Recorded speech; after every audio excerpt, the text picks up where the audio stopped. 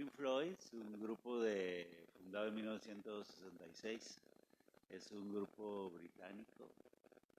El rock se divide en dos tendencias. Una que es el rock americano, cuyo padre es Elvis Presley, que es música como que generó en el pop, que le dicen ahora música suave para bailar, ¿no? O sea, y el rock inglés tiene un alto contenido social, como el que han visto ahí. Ahí es evidente que tiene que ver con el sistema de educación inglés, que es uno de los más famosos del mundo y de los más caros.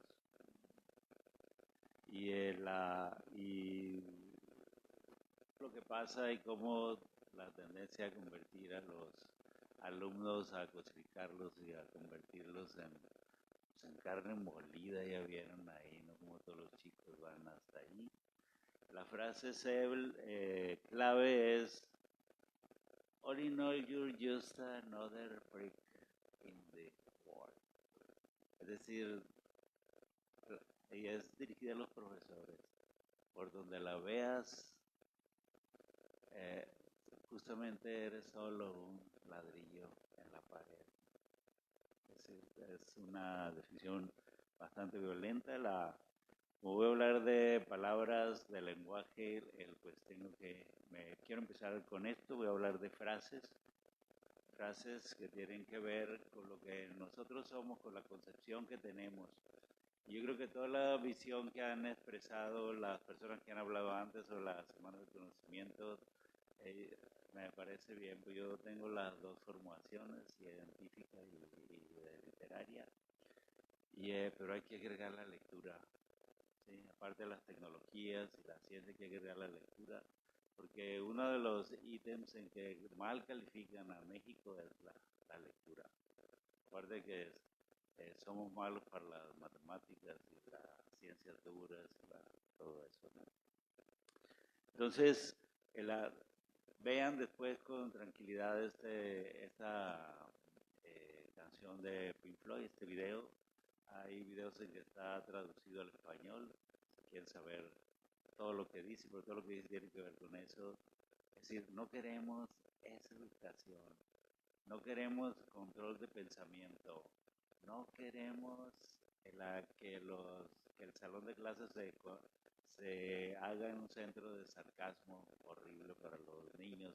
Es decir, teacher, respeten, maestros, respeten a los niños, dejen en paz a los niños.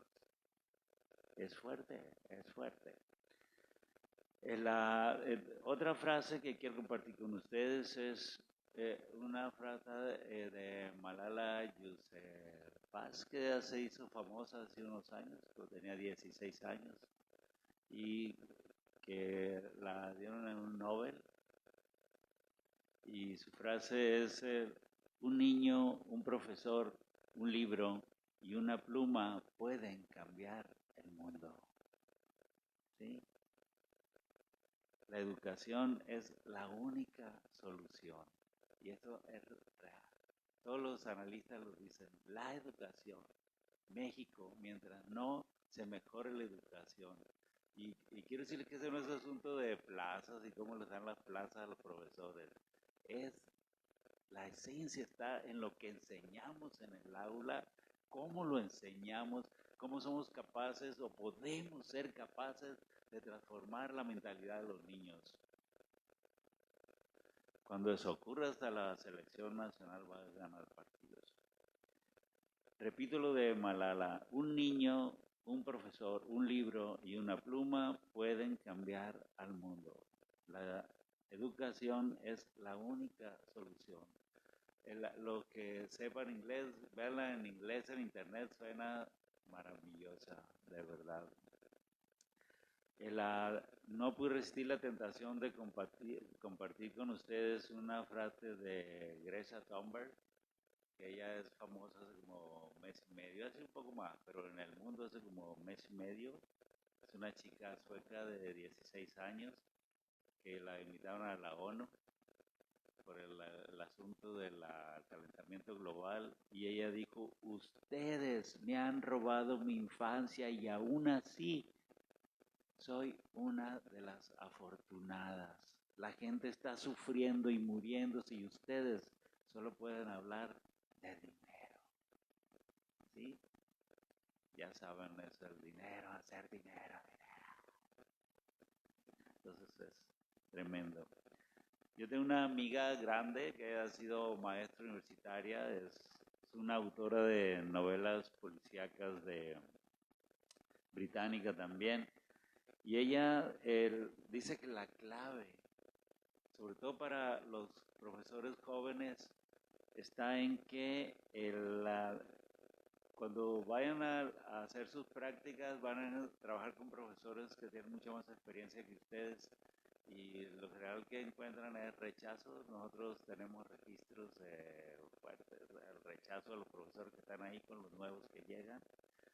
Y ella dice, cuando yo le conté eso, me dice, no, es que la clave está en que los jóvenes tienen que lograr que prevalezca la esperanza sobre la experiencia. Vean eso. O sea, ustedes con lo que van a aprender aquí tienen que tener esperanza de que ustedes pueden conseguir, ¿sí?, hacerle un bien a sus alumnos, sean niños, sean jóvenes. Es decir, pueden hacer un bien. Son profesores. Y bueno, pueden ustedes inventar expresiones más, pero son expresiones que a lo largo, conforme uno se está preparando, es como que le dan fuerzas, son escalones para uno ir subiendo, ir mejorando su pensamiento. Y así como Pink Floyd, yo me acuerdo cuando yo era joven que íbamos a lugares non santos, y que me acuerdo muy bien que una vez escuchamos una canción de Javier Solís que decía auroras que son puñaladas, y decías, auroras que son puñaladas, ¿te das cuenta? La carga poética que tiene eso, auroras que son puñaladas. Híjole, era como tremendo, sí. Entonces, ¿cómo uno entrenarse para ir, digamos, enriqueciéndose a través de lo que escucha, de lo que lee, de cómo va haciendo la vida para, desde luego, tener un lenguaje que pueda posteriormente compartir? ¿Y por qué esto es grave ahora? Porque fíjense que hay un estudio donde aseguran que Miguel de Cervantes Saavedra, que es famoso porque escribió una novela que se llama Don Quijote, el título es muy largo, pues así la conocemos como Don Quijote, que utilizó más de 22,000 palabras en esa novela. Y esa novela la publicó en 1605, fíjense, a principios del siglo XVII. En 1605 no existía aún el diccionario de la Real Academia Española, que la primera versión la publicaron en 1716, si la memoria no me falla. O sea, 110 años después, ¿sí? Y Cervantes está calificado como uno de los tipos que le dio estabilidad a la lengua española. Es decir, y utilizó 22,000 palabras. Dicen que un chico que está estudiando doctorado o una chica utiliza alrededor de 3,000 palabras, ¿sí?, para hacer sus trabajos, conversar, dar sus charlas, sus conferencias, ¿sí?, elaborar su tesis. Y que un muchacho, espero que no sean ustedes, que anda por ahí en la calle, puede utilizar, es capaz de conocer alrededor de 300 palabras. Chico que está saliendo de la prepa, pero solo utiliza 70 para expresarse, entre las que están 30 emoticones. Fíjense lo reducido que es. ¿Y por qué en México no tenemos filósofos famosos? Porque la gente no tiene manera de pensar, ¿sí? Es decir, no tiene el instrumento fundamental para expresar lo que se está pensando, que es el lenguaje, que son las palabras. Entonces, tomen registro de esto, pónganse alertas.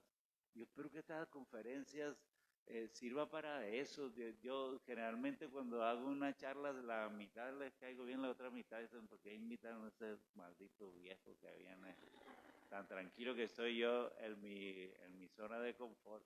La última vez que vine a a esta universidad, la- que yo llegué y me estacioné allí, y llega un tipo y me dice, ¿por qué te estacionas ahí? Y digo, perdón, pues, pero es que este es para los funcionarios. Ah, disculpe, lo quito ahora mismo. Digo yo, es una universidad de educación, ¿cómo se atreve a llegarme? Yo soy de la Colpop, yo le rompo la cara, pero dije, no, bueno, no voy a llegar así a la UPS a hacer eso. Pero me sorprendió muchísimo y no se me ha olvidado. Me llego a encontrar otro tipo y ese tipo lo va a hacer pagar su grosería, ¿no? Bueno, quiero compartirles algo cuando yo era joven. Fíjense que había una frase que yo leí o que me enseñó alguno de mis profesores, no recuerdo, pero que era una frase muy linda, que era, estudia y triunfarás.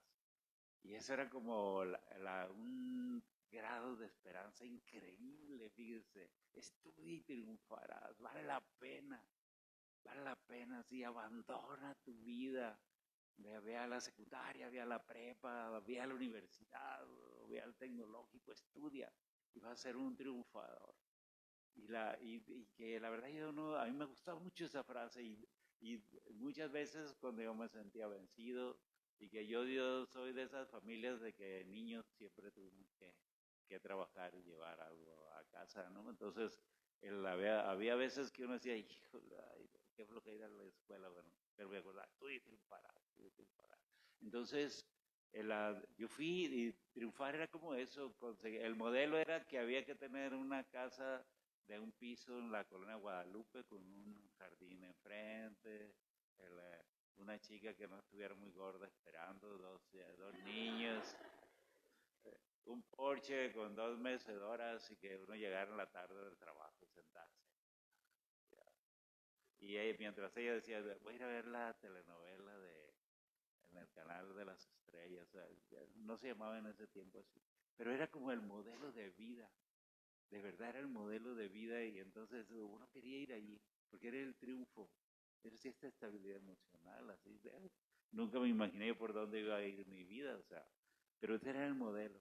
Y después, cuando yo egresé de la primera carrera que hice, lo primero que me dijo fue el primer jefe que tuve, tienes una suerte increíble, la generación tuya es la última que va a tener empleo, me dijo. Y fue verdad. Actualmente hay miles de egresados que no tienen dónde emplearse. O sea, sí, eso es muy triste. Y ustedes pueden ver abogados y profesores de la UPES vendiendo tacos y todo. Bueno, no estudiaron para eso, ¿no? Pero fíjense qué tremendo. Entonces yo me acordaba de la frase y es que eso no era tan cierto. Ahora no es tan cierto, estudia y triunfarás. Pero sin embargo, fíjense que en esta época yo vuelvo a creer en esa frase. Yo creo que la transformación de México tiene que ver con eso y tiene que ver con muchos, pero muchos millones de triunfos particulares. Es decir, de que cada vez más mexicanos triunfen, pero triunfen por el estudio, no por la violencia, porque se metan de narcos o porque las chicas se casen con un vato que les compre una troca de doble cabina. No, yo creo que el estudio todavía hay la posibilidad de que nos saque. Y este asunto ustedes tienen que convencer a los niños y a los jóvenes de que estudiar vale la pena. Tienen que conseguir que sus alumnos crean en la escuela, de verdad, ¿no? Es, es una cosa bastante fuerte porque, pues si no ellos no creen en la escuela, pues cómo, ¿no? Pero tienen que creer en la escuela. Ustedes están aquí porque es que los corren de su casa, porque creen en la escuela, porque quieren ser maestros, quieren formar, quieren participar de la transformación de este país, porque de verdad necesitamos profesores aplicados, necesitamos profesores comprometidos, necesitamos profesores que estén estudiando para ser profesores, de verdad, profesores, profesores completos, conscientes, preparados, que crean en ellos mismos y que a su vez transmitan a los niños esa posibilidad de que vale la pena estudiar, vale la pena el sacrificio, vale la pena aprender, vale la pena jugar en la escuela, ¿sí? Y vale la pena ser paciente para que pase el tiempo de preparación y de llegar a algún punto específico. Tienen mucho trabajo por delante y bueno, ¿qué pasa si lo conseguimos? Pues nada, que conseguiremos que formar ciudadanos interesantes, ciudadanos que respeten las leyes, ciudadanos creativos, ciudadanos emprendedores, ciudadanos que no tengan miedo a vivir, que no tengan miedo al día a día, sino ciudadanos pero súper plantados de veras, ciudadanos que practiquen una nueva forma de orgullo, es decir, el orgullo de saber, el orgullo de estar ahí, el orgullo de contribuir a que todo vaya mejor. Y es muy importante. Hay profesores que no olvidaré jamás, de mi profesor que me enseñó a leer primero de primaria, el profesor Tiller, jamás lo voy a olvidar. De mi profesor de quinto año, que fue el que me hizo descubrir mi vocación en frente a las posibilidades de ser escritor, no lo voy a olvidar, el profesor Liborio. Y mi profesor de sexto año no lo olvido porque ese era un profesor muy parecido al del video de Pink Floyd, porque ese nos tiraba con borrador. Y como también jugábamos béisbol, pues siempre había la comisión, tú ponte listo mientras los demás en la tarea, porque en algún rato va a tirar el borrador y lo tiraba.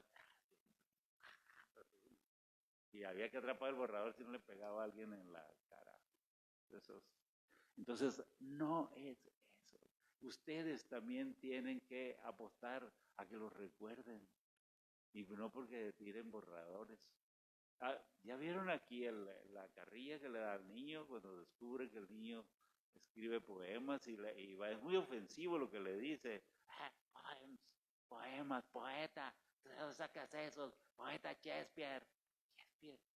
Shakespeare murió en 1616, o sea, por favor, o sea, hace muchísimos años. Si la literatura dependiera siempre de sus escritores antiguos, pues no fuera un arte, ¿no?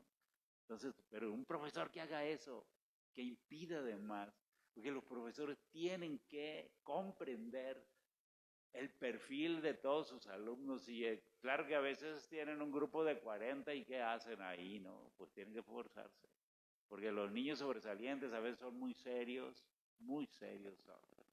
Incluso los niños lectores a veces son muy serios también. Entonces, un profesor tiene que estar muy alerta, muy alerta frente a eso.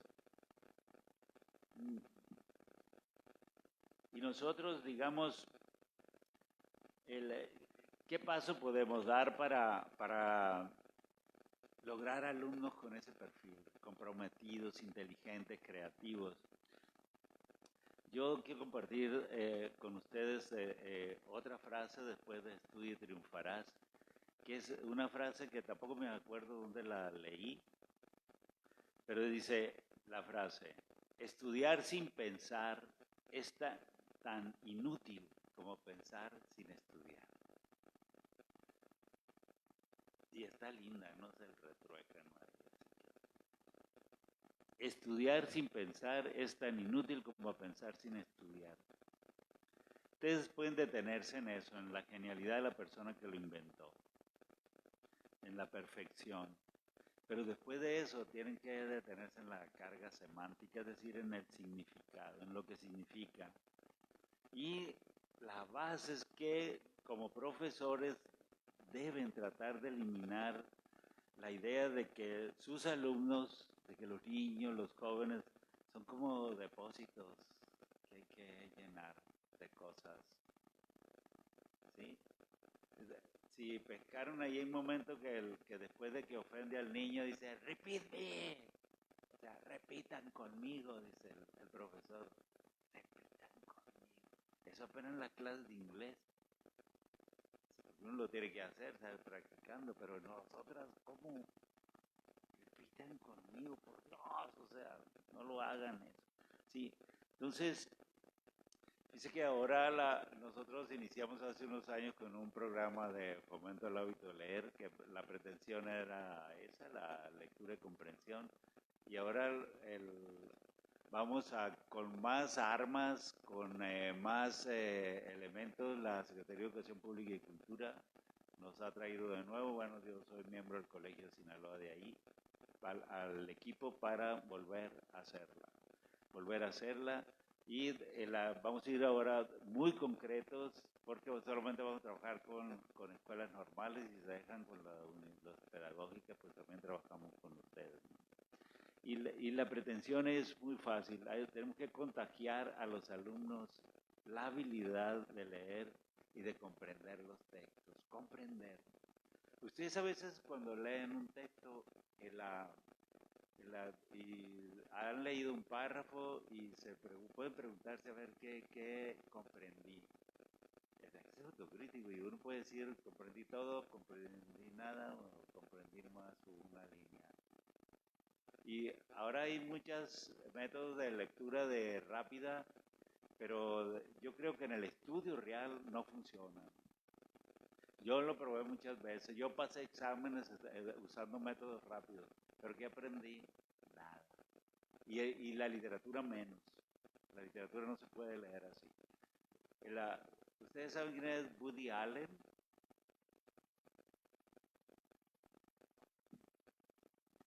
Woody Allen es un astronauta. No es cierto. Es un director de cine y un actor judío neoyorquino famoso, ¿no? Es como de mi época, por eso ustedes no tienen que saber que es Woody Allen. Pero Woody Allen una vez confiesa que él asistió a un curso de lectura rápida y que lo pusieron a leer una novela que se llama La Guerra y la Paz. El autor de la novela es un ruso que se llama León Olev Tolstoy. Y es una cosa así. Y entonces dice, pues nos pusieron a leer la novela La Guerra y la Paz. Y sí que es una novela donde sale Napoleón, punto. La lectura rápida. Es una novela increíble. Seguro no la leerán, pero bueno, si alguien tiene la curiosidad de unas vacaciones, porque es gruesa. Y los novelistas del siglo XIX creaban universos. Entonces pues, uno vive ahí, pasa, entra pues, en ellos, ¿no? Entonces, porque también es eso, la lectura como a reforzar el sentido humano de los niños. Y empiecen por ustedes, de veras. Empiecen por ustedes. Que los profesores a veces se enojan porque les decimos, los profesores no leen, no quieren leer ni siquiera los 8 libros al año que dice la UNESCO que tienen que leerlo de los profesores de México para más o menos decir que son lectores. Nada que ver con los franceses que tienen que leer 36. Entonces, pues, no lo hacen. Los estudiantes igual. Ustedes dicen, a ver, yo este año, estamos en octubre, ¿cuántos libros de literatura he leído? No de la currículum, ¿cuántos libros de literatura he leído?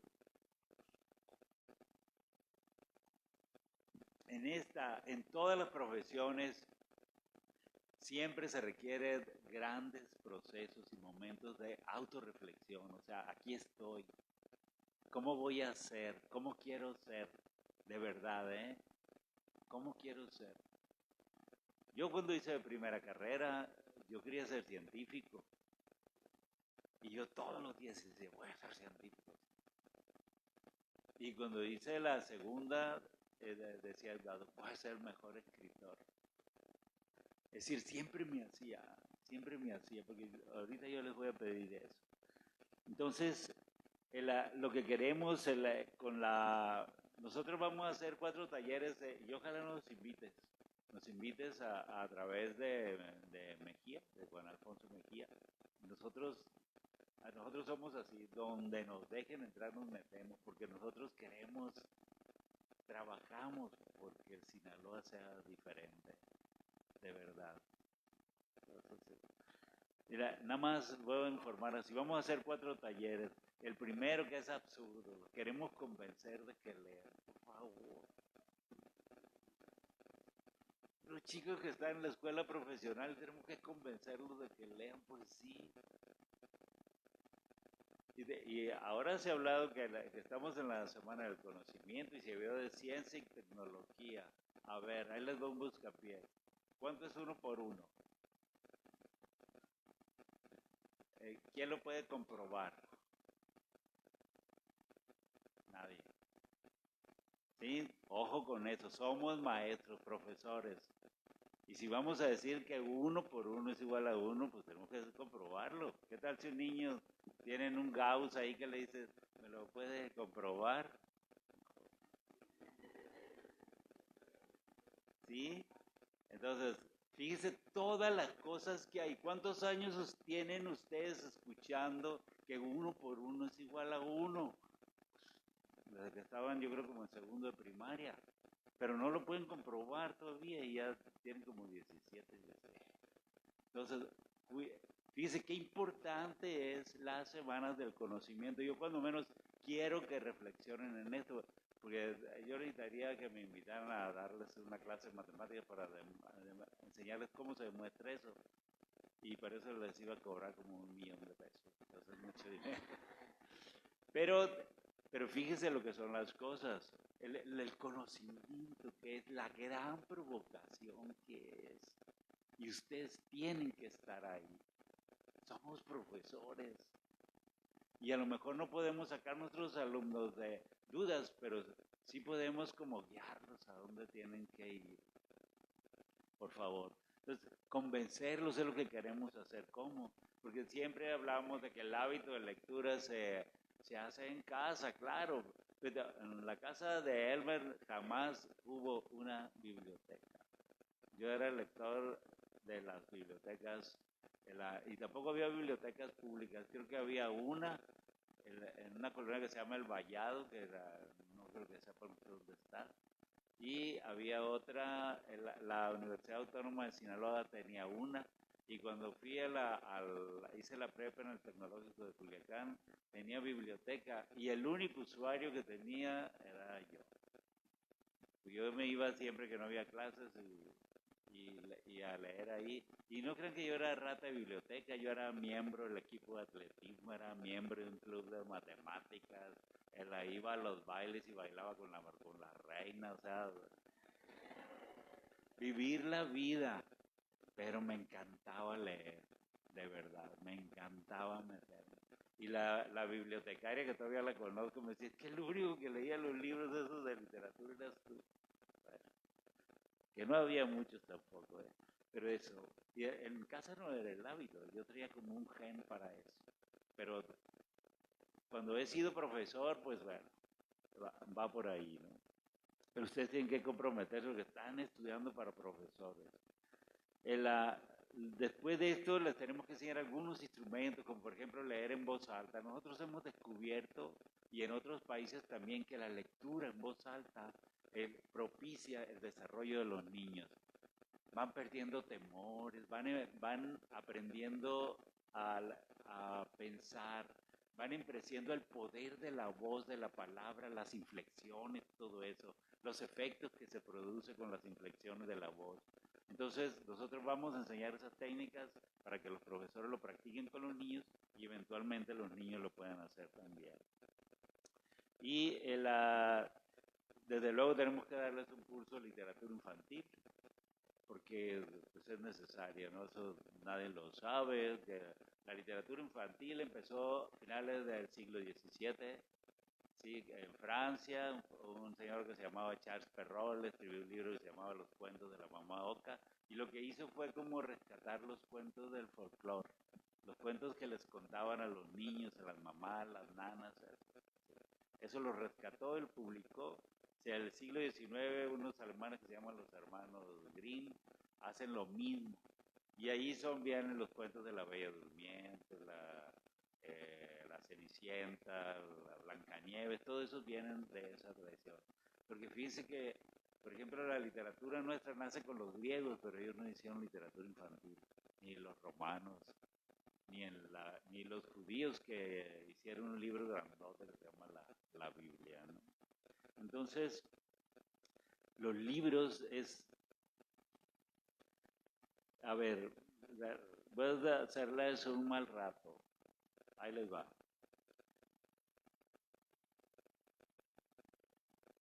En general, escribió Kafka. Kafka es un escritor famoso. Ahorita les voy a decir quién es. En 1904, hace 115 años, y él dice, en general, y esto le dice a su amigo Oscar Pollack, creo que solo debemos leer libros que nos muerdan y nos arañen. Si el libro que estamos leyendo no nos obliga a despertarnos como un mazazo en el cráneo, ¿para qué molestarnos en leerlo?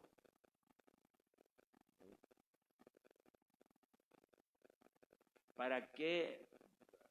Para que nos haga felices, como dices tú, cielo santo. Seríamos igualmente felices si no tuviéramos ningún libro. Los libros que nos hacen felices podríamos escribir nosotros mismos si no nos quedáramos otro remedio. Lo que necesitamos son libros que nos golpeen como una desgracia dolorosa, como la muerte de alguien a quien queríamos más que a nosotros mismos, libros que nos hagan sentirnos desterrados a las junglas más remotas, lejos de toda presencia humana, algo semejante al suicidio. Un libro debe ser el hacha que quiebre el mar helado dentro de nosotros. Eso es lo que creo, Franz Kafka, que es un tipo clave dentro de la historia de la literatura. Tiene un libro muy famoso que todo el mundo leyó en mi generación, no sé ahora, que se llama La Metamorfosis, que es la historia de un señor que se convierte en cucaracha. Uh-huh. Gregorio Samsa, que es ya es un símbolo, y él vivía en una ciudad que se llama Praga, y cuando ustedes vayan a Praga, está el río Moldavia y lo cruzan. Hay un puente muy famoso que se llama el Puente Carlos, así. Lo cruzan y caminan un poco y ahí va a estar el Museo de Kafka. Y él era muy pobre y no tenía nada. El museo lo pueden recorrer en 2 minutos. Hay como una foto de él y un traje que ni siquiera era de él y así. Y es una casita muy chiquita donde él vivía. Pero si siguen caminando, ahí van a encontrar un castillo bellísimo. Y si le llama la atención, él escribió una novela sobre ese sitio que se llama El Castillo. Entonces, pero fíjese lo que dice, es que le gusta leer los libros de autoayuda, libros que nos despierten, que nos hagan sentir quiénes somos, que nos pongan en crisis, que nos hagan preguntarnos, esa persona que está en el espejo soy yo, ¿sí?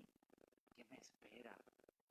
Es decir, aprovechen, la juventud tiene que ser así, aparte de que bailen, jueguen deportes, tengan sus horas de WhatsApp, no sé, todo eso que hace ahora las personas, eso hay que hacerlo.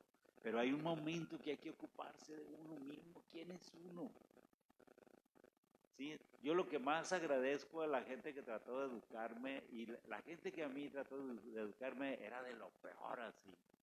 Eran alcohólicos, drogadictos, y esos tipos me decían, mi alma, usted aquí no, dale para allá.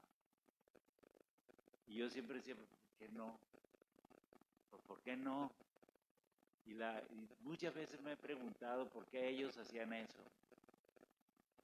O sea, ¿qué veían en Elmer, en el chico, que no debía estar donde estaban los otros, que debía buscar otras cosas? Yo lo agradezco ahora, ¿no? Todos están muertos y hechos polvo ya. Pero ni modo fueron los que me guiaron.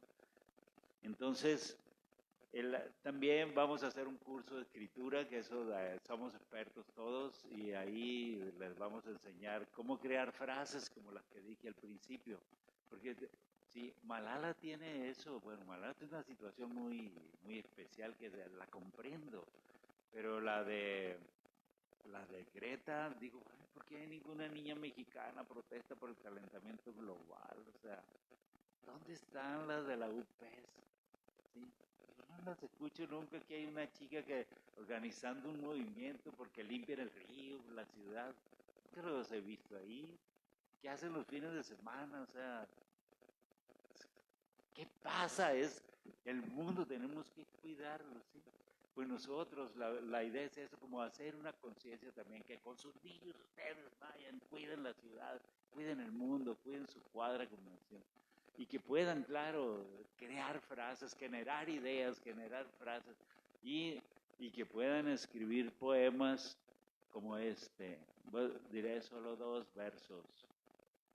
Mi amor es como un niño pequeño, no quiere salir de tus brazos. ¿Qué tal, eh? No.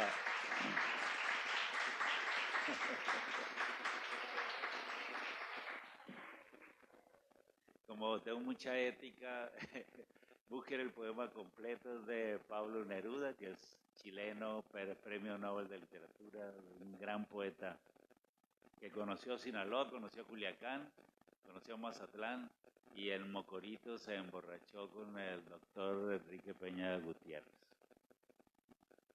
Y fíjense que los mexicanos somos muy buenos para inventar frases, es decir, la palabra para el lenguaje, somos hábiles los mexicanos. Y por ejemplo, les voy a compartir algunas. No tiene la culpa el indio, sino el que lo hace compadre.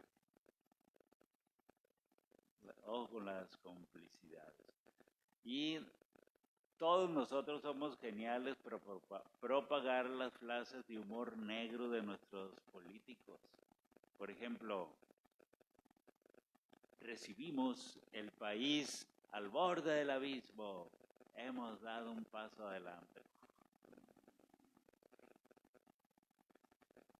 Una más reciente que dicen, haiga sido como haiga sido. Y fíjense bien, también pueden pensar en me canso ganso. O la más reciente, fuchila guacala.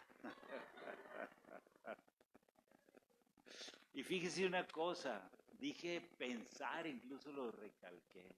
¿Por qué lo hice? Porque aseguran los neurólogos que el humor negro requiere atención y que estimula la inteligencia. Yo particularmente tengo una cuñada que a nuestra cuñada le contamos un chiste y se ríe como al día siguiente. Es real. Cuando yo llegué a esa familia no lo creía. Sí, a ver, cuéntale un chiste. Hasta el día siguiente, oye, qué buen chiste, ¿cuál? Entonces, hagan la prueba ustedes a ver si es verdad. El humor negro sobre todo, ¿no? Y fíjense que el programa que vamos a sacar adelante en la CEPIC, realmente tiene un nombre que en el mundo de los escritores se califican como hallazgos, o sea, que son frases auténticas. Se llama leer para comprender, ¿sí? Leer para comprender. Y porque es el problema que tenemos. Yo les digo, hagan su autorreflexión y a ver, ¿yo qué leo? ¿Qué tanto comprendo? O sea, de mis materias, ¿sí? Entonces, y eso, todos los niveles ocurre. Yo soy profesor de la universidad y desde luego ahí todos los días pasamos discutiendo sobre lo que contiene un poema, lo que contiene una novela, un cuento. ¿Y por qué pasamos discutiendo? Porque los alumnos tienen que aprender a descubrir, a sacar todo lo que hay ahí, ¿no? O sea, los profesores no siempre tienen razón, pero tenemos que inducir a eso.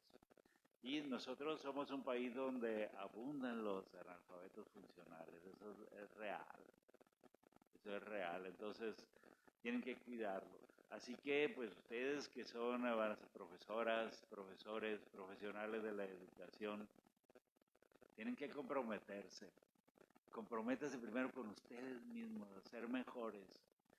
Y comprométanse de verdad, de palabra y obra. ¿Sí? La clave sería que ningún profesor de Sinaloa debe ser un maldito ladrillo en la pared. Vean cómo los niños los derribaron, ¿sí?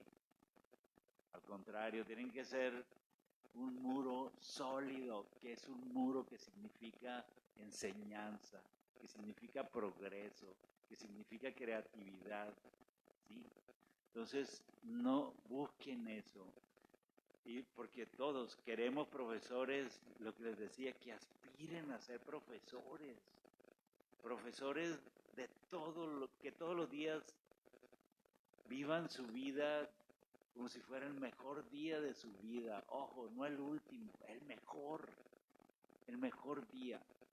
Porque ¿saben por qué? Porque eso significa y tiene que conseguir ustedes serlo capaz de transmitir a sus alumnos y a sus alumnas. Es decir, que ellos sientan que hay un profesor ahí, que es una persona que está contenta, que no está amargado, amargada, que está bien, que ellos se sienten seguros de que están con alguien, que vale la pena. Y esto ocurre en todos los disciplinas de la vida, ¿no? Pero la clave es que al final del turno todos los niños se vayan a casa bien contentos y bien conscientes de que la pasaron muy bien y que deseen volver al día siguiente. ¿Sí? Actualmente muchos niños y niñas que se sienten liberados al salir de clase. Y desde luego que no quieren volver al día siguiente. Yo, en mi familia, yo, mis sobrinos juego mucho con ellos y les digo, a ver, ¿cómo va la escuela? Acuérdense lo que les digo, pónganse a estudiar, porque lo mejor de la escuela son, y ellos dicen, las vacaciones. Sí, entonces yo te los he enseñado, pero los invito siempre a que den todo y a las vacaciones a lo mejor. Pero nosotros, ustedes, todos, vamos a prepararnos para compartir con nuestros alumnos pues lo mejor de nosotros mismos, ¿sí? Y siempre que tengan ganas ustedes de aprender más y ellos también. Eso es como mágico. Yo hago muchas cosas que dicen que son extrañas con mis alumnos. Por ejemplo, voy a hacer un ejercicio de grupos y les digo, a ver,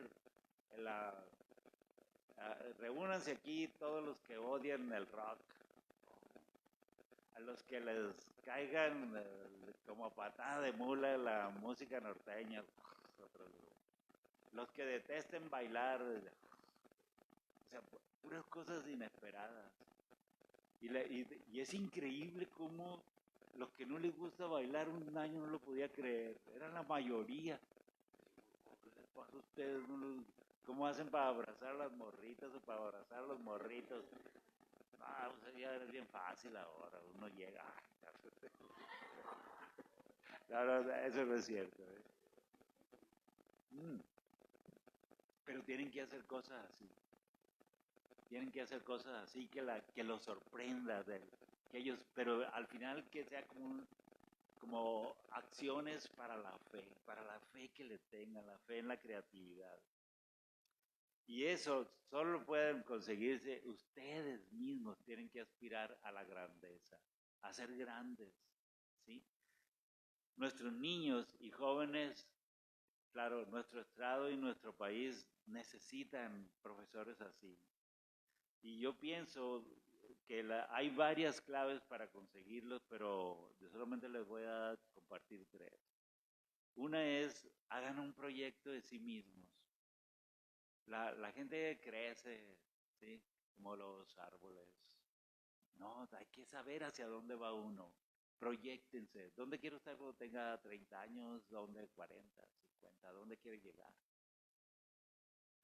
Eso yo lo hice, nada me salió, pero siempre tenía eso. Pero fíjese que cuando tenía 18, tuve una premonición de que iba a morir después de los 40. Y después de los 40, en efecto, caí en un hospital. Estuve como una semana, me morí como 2 minutos y volví. Y cuando volví, que ya estuve rehabilitado, volví a soñar que mi vida, ni el tiempo en que iba a morir, no, era como indeterminado, que no quiere decir que mucho tiempo, sino que no, yo no lo iba a saber. Y eso es mejor, porque que te digan que vas a morir a los 44, ay, Dios, sí, y esas cosas. Entonces, hay que como hacer toda esa suma, ¿no? Entonces, el proyecto de sí mismo. Yo así decía, ¿no? A 50 años, bueno, ya mi trabajo va a estar jubilado. La, como yo tocaba guitarra, dije, pues voy a trabajar en un bar ahí para que vayan los normalistas y voy a tocar puras canciones fresas, así. Ah, puras de José José que se acaba de morir. Ya lo pasado, pasado. Yo tengo mucho, todos van a estar borrachos y borrachos. Lo voy a poder hacer bien. Pues total no me salió.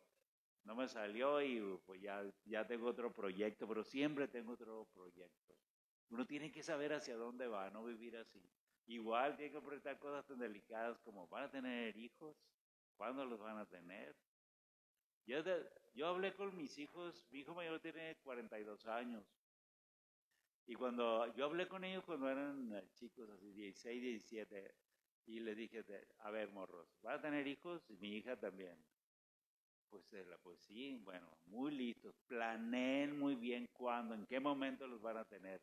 Y cuando conozcan a la persona que digan, esta es, platíquenlo también.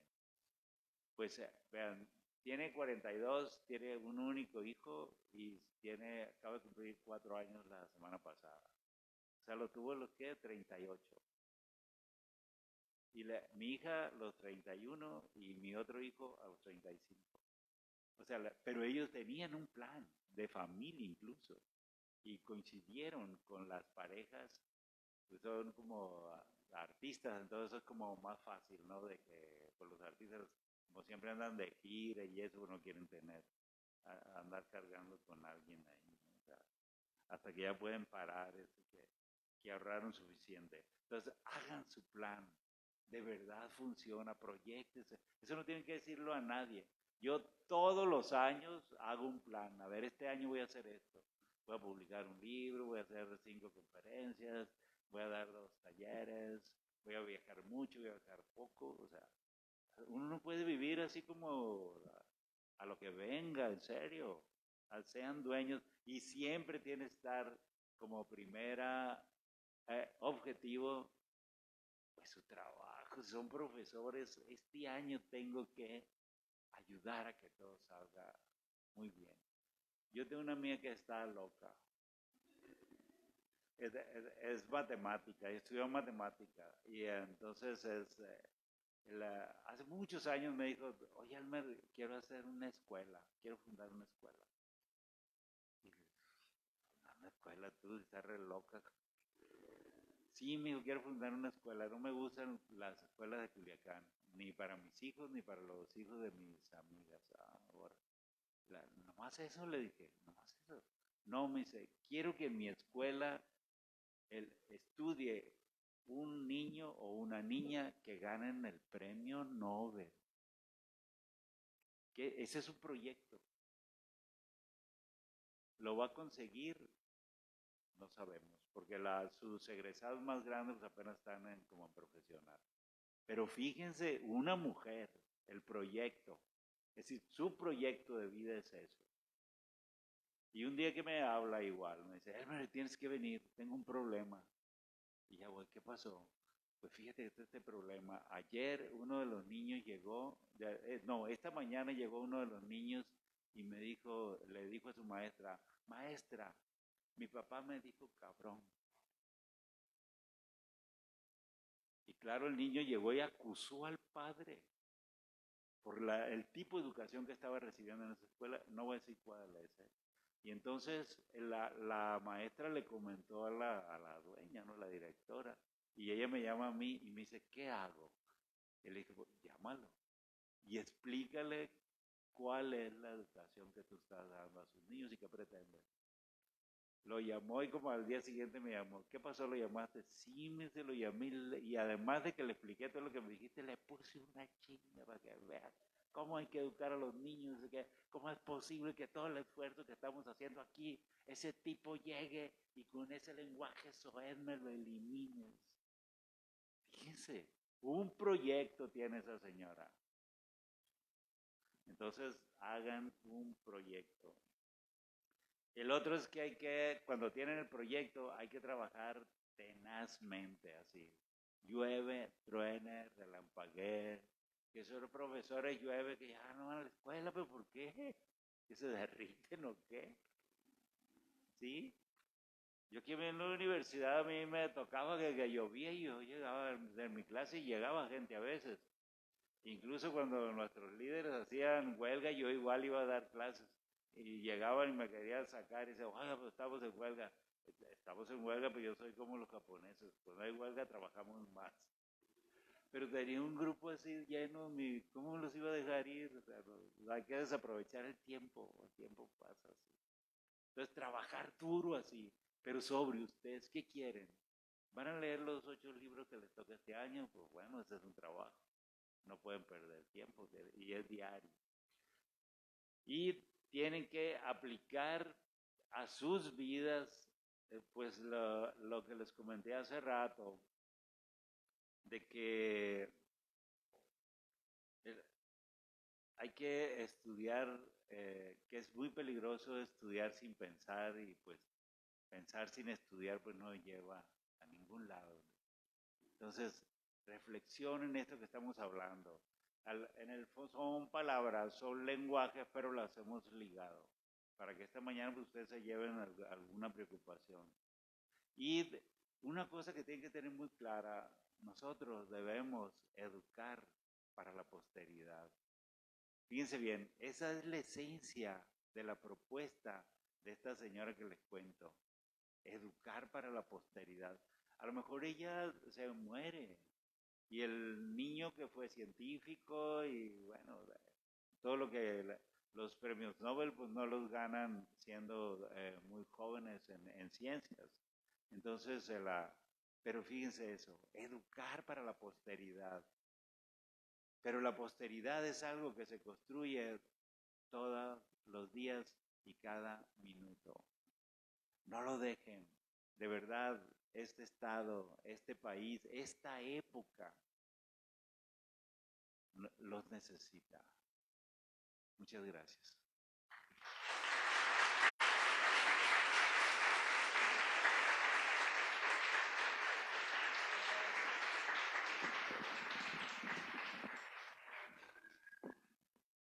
Jóvenes, hay que decir que fue acertada la decisión que tomamos Arturo y yo de ir al Colegio de Sinaloa para invitar que viniera un colegiado a dar esta conferencia inaugural.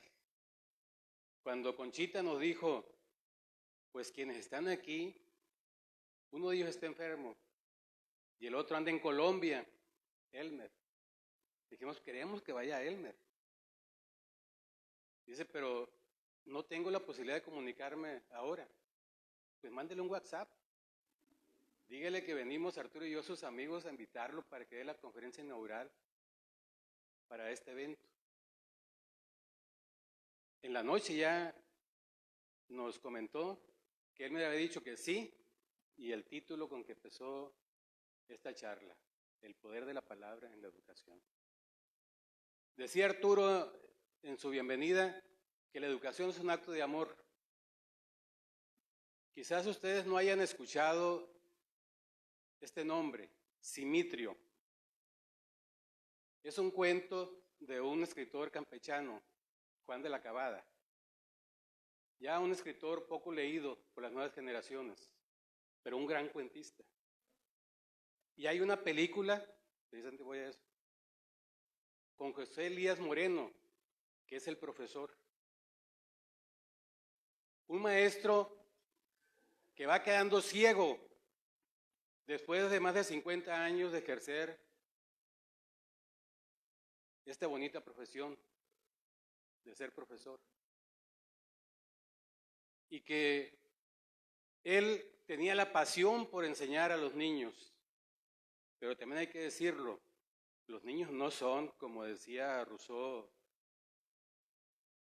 de manera natural, niños buenos. La bondad como expresión siempre, sino hay maldad también en los niños. Y los niños se ponen de acuerdo para crear un niño imaginario, simitrio, que no existe en la realidad.